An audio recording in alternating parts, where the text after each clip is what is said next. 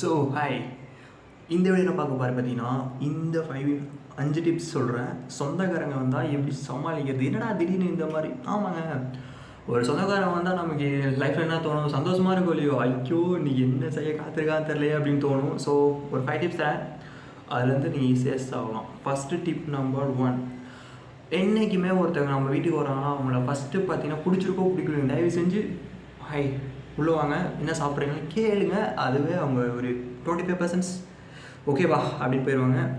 So second tip பார்த்தீங்கன்னா ரொம்பலாம் பேசாதீங்க. வருவாங்க ஒருத்தவங்க வராங்கன்னா அவங்ககிட்ட எடுத்தோடனே ஹாய் ஹாய் ஹாய் அப்படின்னு பேசினே வச்சுக்கோங்க. இவன் எவ்வளோதானடா அப்படின்னு நினச்சி போய்கிட்டே இருப்பாங்க.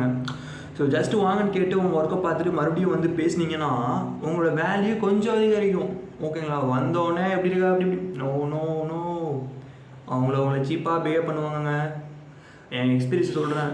ஸோ நான் ஃபாலோ பண்ண டெக்னிக் தான். டிப் நம்பர் 3, ஸோ நீ ஒரு டீனேஜ் பையன் நல்லாவே தெரியும். தம்பி என்னம்மா பண்ணுற, காலேஜ் படிக்கிறியா, என்ன மார்க் எடுக்கிற, என்ன பிளான் பண்ணுற, 1000 கேள்வி கேட்பானுங்க. என்ன கேட்குறானுங்க, வச்சு செய்கிறானுங்க, யாரா நீங்களாம் அப்படின்னு தோணும் எனக்கு. ஸோ என்ன பண்ணுறது, டீனேஜாக பையனாக இருந்தாலே இதெல்லாம் தாங்கி தானே ஆகணும். ஸோ அதுலேருந்து சமாளிக்க ஒரே விஷயந்தான். ஸோ வேறு வழியில் அதெல்லாம் சமாளித்து தான் ஆகணும். ஸோ சொல்லிடுங்க, நான் இதான் பிளான போகிறேன், என் பிளான் இதான், எல்லாத்தையும் சொல்லாதீங்க. மேலே சொன்னால் போதும், சும்மா லைட்டாக. அடுத்தவர் கேட்க மாட்டார். ஸோ கேட்டால் சொல்லாமல் போயிருங்க, அப்புறம் கேட்க மாட்டாங்க. நான் ஃபாலோ பண்ணிட்டேன், அன்றைக்கி ஒரு கேட்டே இருந்தாலும் ஓட்டேங்க. ஸோ ஃபோர்த்து வந்து பார்த்தீங்கன்னா ஃபோர்த்து வந்து ஜாலியாக எப்போதுமே அதை கூட கொஞ்சம் நல்லா சிரித்து பேசிகிட்டு இருங்க. So we have fun make your time. அவங்களுக்கு நல்லா சிரித்து பேசுங்க. ஸோ அவங்களுக்கு கொஞ்சம் நல்லாயிருக்கும், செம்மையாக இருக்கும்.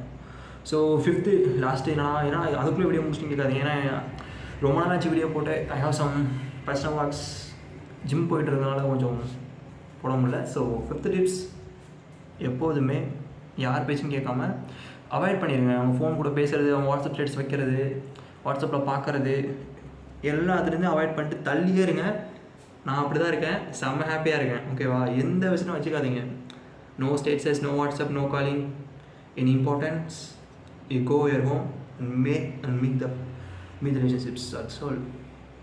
ஸோ ஹாப்பியாக இருக்கலாம், தேவையில்லாமல் பிரச்சனை மாட்டிக்காதீங்க. ஸோ வேறு லெவலாக இருங்க. எவனும் காலையாக கிடையாது, என்ன பண்ணுங்கள். பாய்.